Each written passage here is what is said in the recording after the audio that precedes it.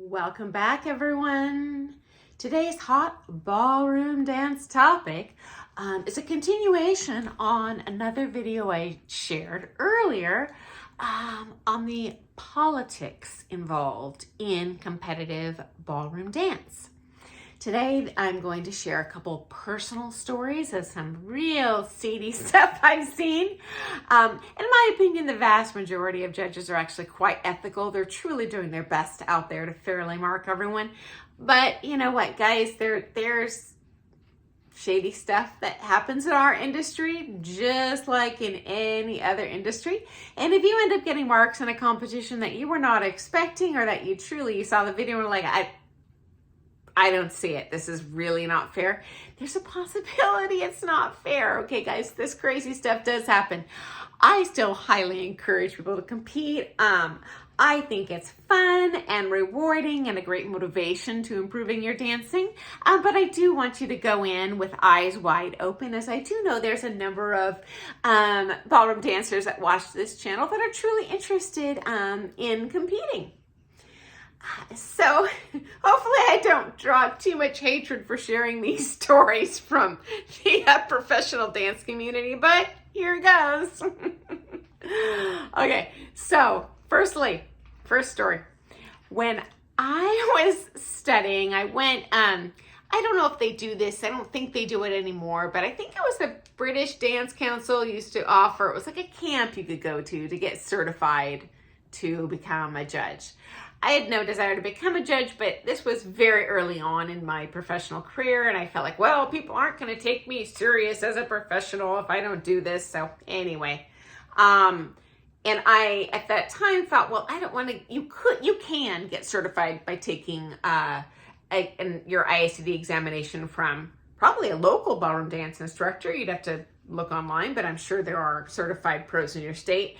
I didn't want any local pro to really take credit for my own competence, so I chose to actually just go out of the country to study for this, but I know that's not an option for everyone.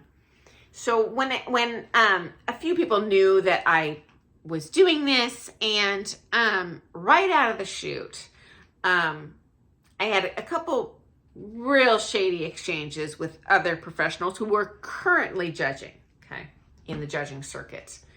And one of them called me and very subtly suggested to me that we essentially trade marks for each other's students in competition, because we both had a pretty big competitive student clientele that were amateur ballroom dancers. Now, the way it was phrased, there could be plausible deniability, but I was part of the conversation. I'm pretty confident I know what I understood and what they meant. I was a little bit gobsmacked. I thought, gosh, I sure hope this isn't the tip of the iceberg. I do think it's the tip of the iceberg, because I can't imagine my own coaches trading marks, for me, for them marking other people. But, who knows? I don't know what every judge's story is. I'm just sharing my own personal experiences. Okay, number 2 story, way more shady, guys. I'm still cannot believe this happened to me. Okay. So when again, early on in my career, about this same time, another judge that knew me, I hadn't taken coaching from either of these people, by the way, ever, though they had turned pro long before I did. Anyway, they contacted me via email. So they asked, essentially, why don't you refer students to me, and in turn I can mark them in competition? Meaning they knew I had a ton of private lesson competitive students, and if I were to refer my students to them, that they would mark them in competition. And to their credit, this pro had been referring their students to me. I which is fine. There's certain things I'm really good at teaching at. I never stole the students. I was respectful. I helped them with the pieces of teaching that I'm really good at and sent them on their way to see their home, coach. But I could not believe they had the gall. I read it with my own eyes in writing. They asked me straight up in writing if I would do this in exchange for marks. And when I said, no, I do not feel comfortable doing that in writing, their response back to me in writing, guys, was, then how do you expect your students to do well in competition? My response to that was, my students will do well in competition because they're the best dancers on the floor. Now, is that naive of me? I don't think so, because my students have historically done very well, and I haven't done anything shady for that to happen. That's just them being good dancers. And I was very polite. I also responded to this McDouche in writing, like, you are aware that as an NDCA judge, this type of behavior is not allowed. It is strictly prohibited. They have a code of conduct for judges.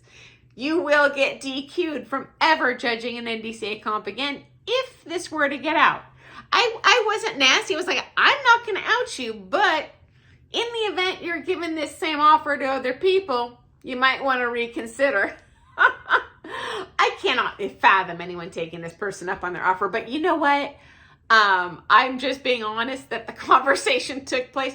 I still, to this day, this is, I don't know, over 10 years ago, easily. I still can't believe this happened.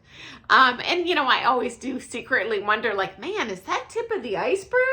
I do think it's not the majority of judges, guys. And I wouldn't encourage you to do competition if I didn't think there are a lot of ethical judges out there, okay, and honest ones.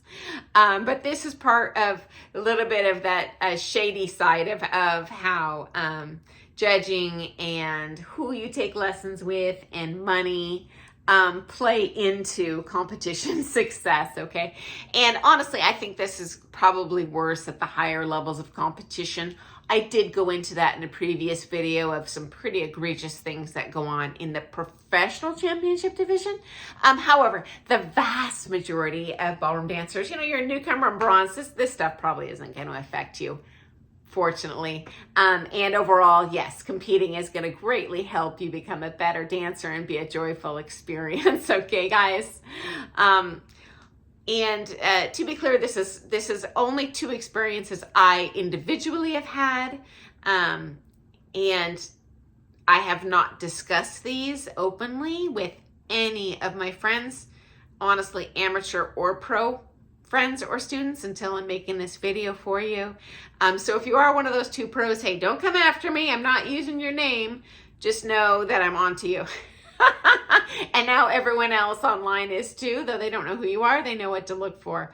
And I have not discussed the fact that this happened even with any other pros. So hopefully this is just a drop in the bucket, but it has happened, and I'm sure it'll happen at some point in the future. So I hope you found that story to be interesting, and I hope it doesn't scare you off of competing.